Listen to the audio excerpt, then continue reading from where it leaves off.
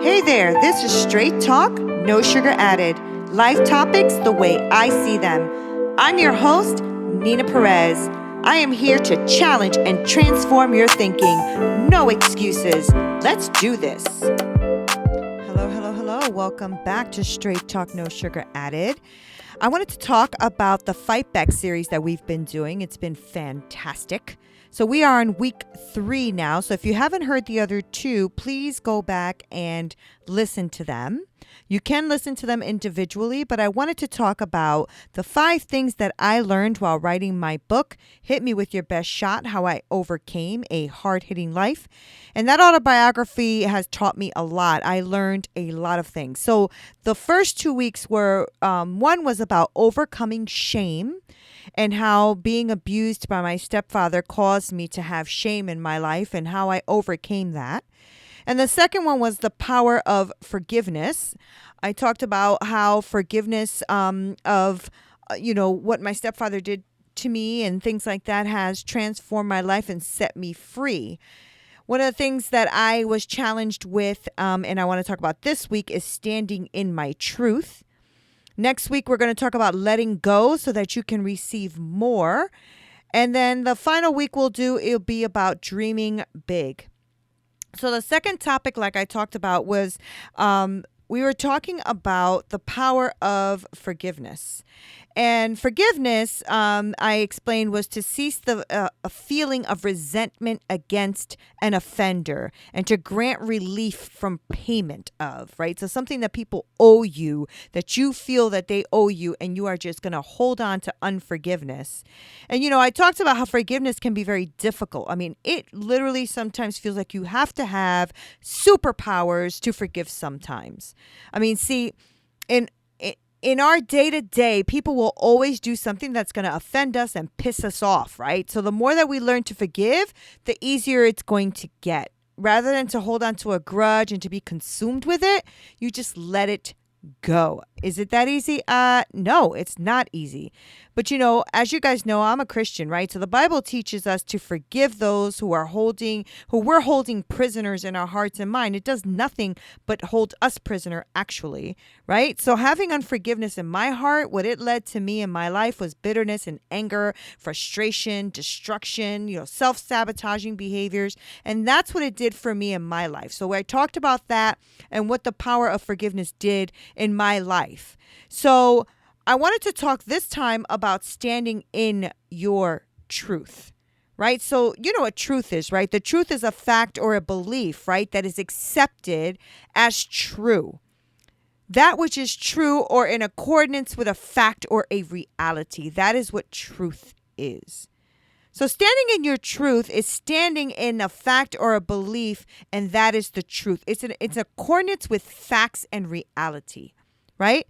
So I spoke about this in a previous podcast a while back about, truth or lie and what you're accepting in your life. Is it, are you accepting other people's lies as your truth? And what is your truth? Here's the reality. Since I came out with that book, right, the Hit Me With Your Best Shot, I have had to stand in my truth after exposing my truth, right? I mean, some members of my family were not too happy about it, but I really don't need them to be. I need to just be really honest with myself and continue on this healing journey that I have. I mean, denying things, lying about them, sugarcoating them, it just isn't going to help me at all. It's not going to help you at all either. I mean, it also impedes us, right, on having this true, authentic relationship with people. You can't be in an authentic relationship with people if you just keep lying and denying and sugarcoating. It's just not going to help you. It just is not going to help you. In that podcast, I talked about this scripture that I found, Colossians 3:9, where it says, don't lie to one another. You're done with that old life. It's like a filthy set of ill-fitting clothes that you've stripped off and put in the fire. So that's how I feel. I'm done with that old life. I'm done with the lies. I'm done with the denying, the sugarcoating. Especially after writing this book, I just held up a smile all the time to to keep it moving, right? But inside, guys, I was struggling with this anger, frustration, depression, anxiety for a long time. What hurts the most is lying to ourselves, right? That's what hurts the most. I mean, it just eats at you. It's wrapped around this like fear and this rejection and pride and frustration and self-worth and feeling unloved or just not valued enough. That's why most of us just lie to ourselves and to others, because those feelings are yucky, and who wants to even look at them? I mean, how do you ever overcome all of these challenges that you may have to face when you tell the truth? I mean, dang, guys, there is always something or someone. There's always a situation to cause a problem to block your blessing. I really believe that there's always someone or something to cause a problem or a situation to block your blessing. So what do? How far am I willing to go? How far are you willing to go to overcome this and to receive your freedom from lies and receive your blessings? How far are you willing to go? There will always be an opposition. There will always be an opposition to what you have for your life. There is going to always be something that's going to come against you to what is made for you, what you were created for. There's always a problem. There is always a situation. You always have a naysayer, a dream killer. There's always something, right? You need to be the type of person that will stand in a crowd of opposition and fight and overcome for what you believe in. Yeah, I know. You guys are like, yeah, okay. All right, Neens. It's easier said than done. I am with you on that. But I found it much easier in my past not to talk about it, right? So I found it way much easier in my past not to talk to my family about my pain, not to mention it to my ex-husband, not to mention it to my now beautiful, amazing current husband. We are not going to mention abuse, okay? That is just, we don't need to talk about it. We're going to sweep it under the carpet and never bring it up, right? Meanwhile, everybody's hurting and nobody's talking about it. Everybody's hurting and nobody's talking about it, right? In my family, that's how we roll. Nobody talks about their pain. Everybody has gone through something, I'm pretty sure, horrific, and nobody talks about it because this is not what we do. We sweep it under the carpet, guys. That's what we do. But you know what? After so many years of sweeping away crap and piles under the carpet, guess what happens? The carpet gets lumpy and worn out. Now it's eating you up inside. Now we're being eaten up from the inside out with depression, anxiety, frustration, self-sabotaging behaviors, and more. You feel me? You feel like there's just no way we're going to get through this. There's just no way we need to talk about this. Why are we talking about this, right?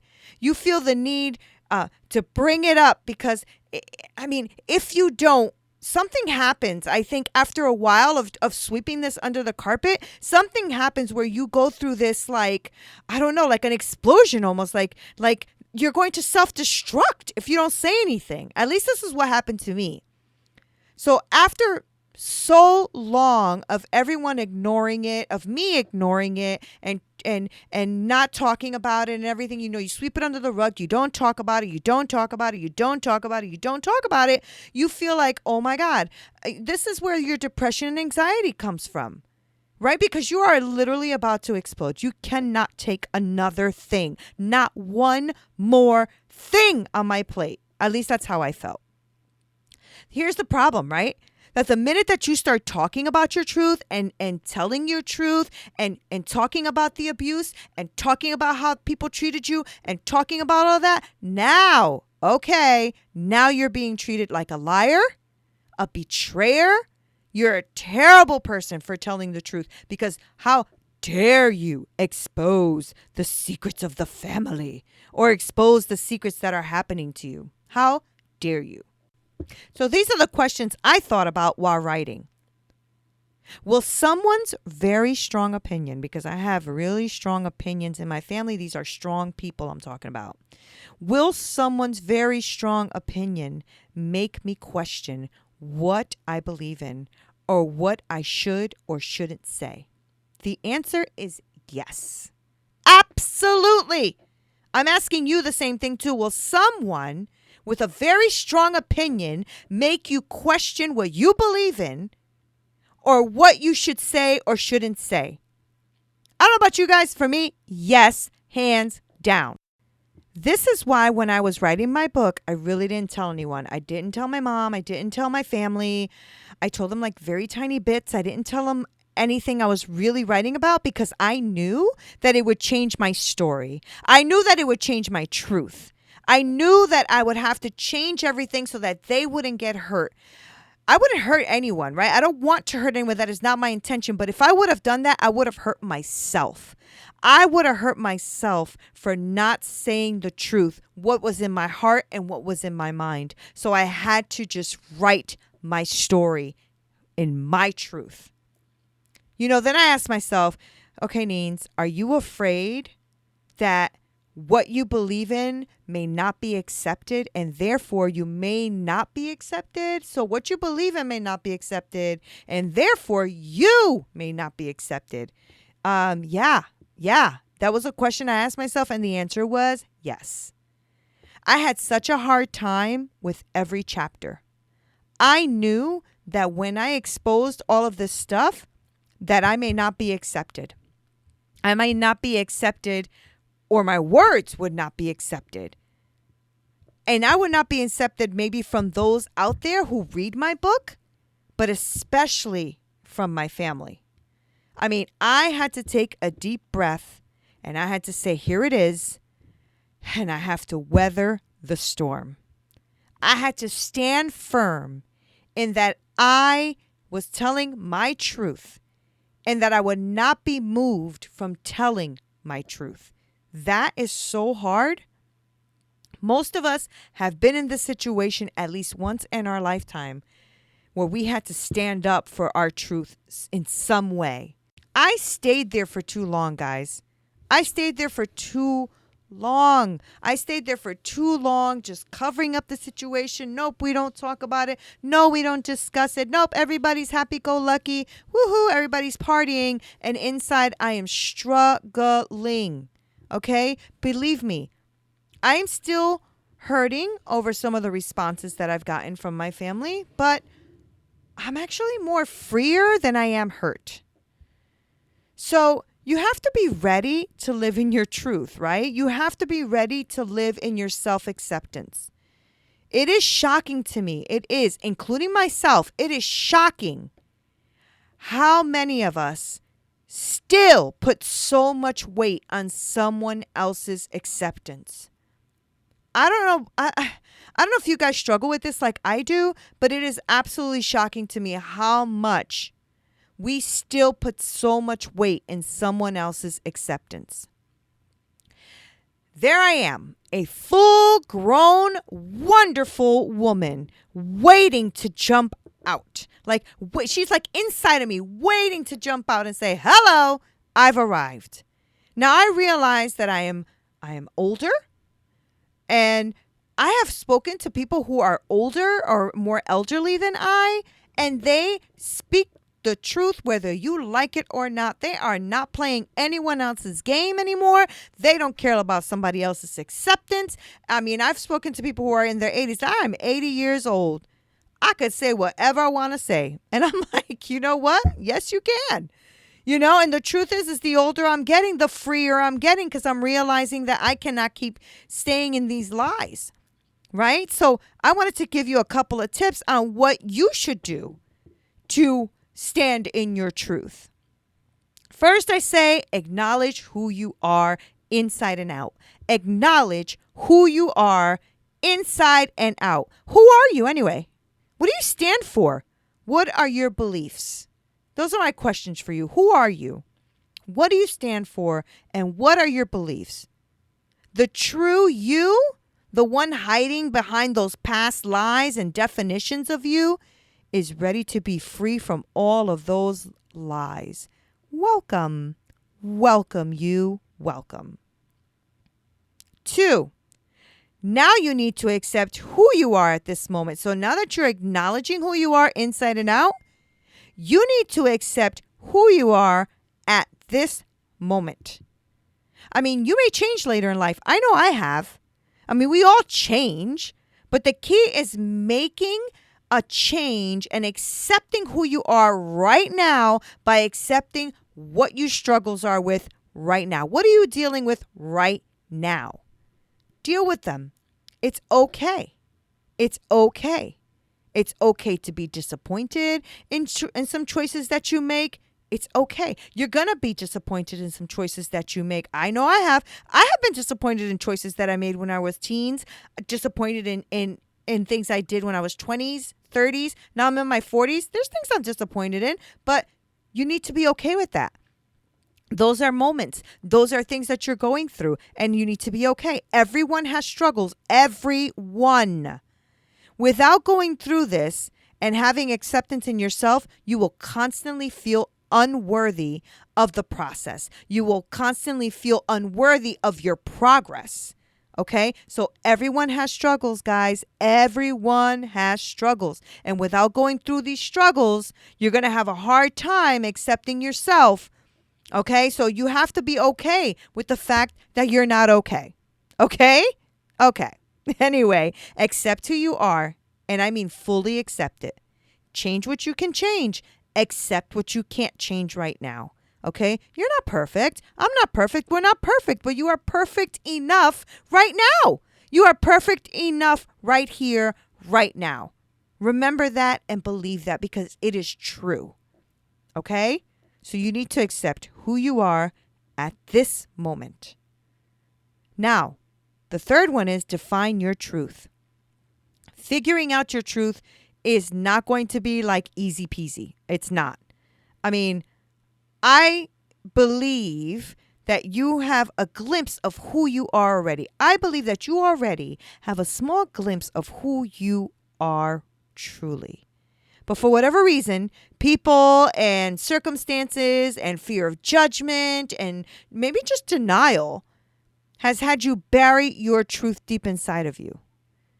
So figure out your truth. See what that is. If you stop and listen and feel your inner self, you will become aware of what your truths are and what the lies are inside of you. Take the time to think about what I am saying. Take the time to think about that. And pray on it, meditate on it, journal on it. Journal your feelings, journal your thoughts. Spend time with you. You are awesome. Spend time with you. Okay, so acknowledge who you are inside and out was number 1. Now you need to accept who you are at this moment. 3 is defining your truth, right? So it's spending time with you. And now number 4 is stand in your truth. So define what your truth is and you stand in it. People who love you are going to stand with you. Now that you know and you unearth the truth, live it. Live it with pride. Live it with gusto. Let no one bully you or deny you of your truth. Be fully honest in your truth.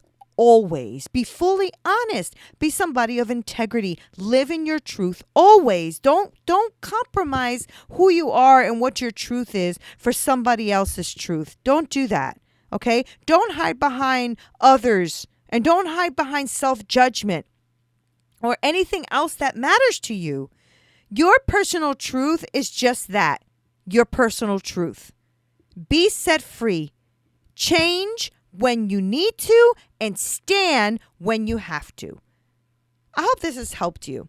This is Nina Perez at Straight Talk, No Sugar Added, standing in my truth and saying I am truly blessed that you take the time to listen to this podcast. Please leave me your feedback. Let me know what you think. And I really hope that you are going to be standing in your truth this week, standing in your truth and learning who you are because dang, you are worth it.